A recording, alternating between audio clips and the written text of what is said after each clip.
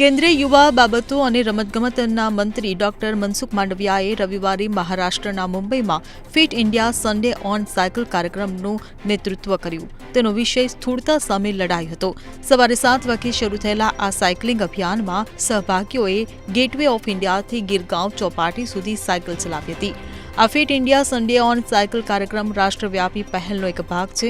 આમાં નવી દિલ્હી સહિત ભારતમાં ઘણી જગ્યાએ એકસાથે સાયકલ ચલાવવાની ઝુંબેશ ચલાવવામાં આવી હતી. 2024 સિનિયર એશિયન રેસલિંગ ચેમ્પિયનશિપની બ્રોન્ઝ મેડલ વિજેતા શિવાની પવારે નવી દિલ્હીમાં સાયકલિંગ ઇવેન્ટમાં હાજરી આપી હતી.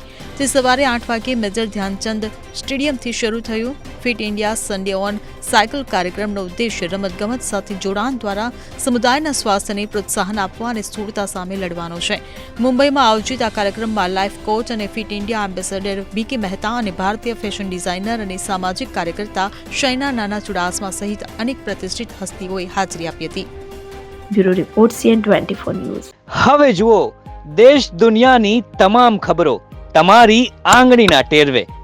ઉઠાવો મોબાઈલ અને ગૂગલ પ્લે સ્ટોર પરથી ડાઉનલોડ કરો અમારી CN24 ન્યૂઝ મોબાઈલ એપ.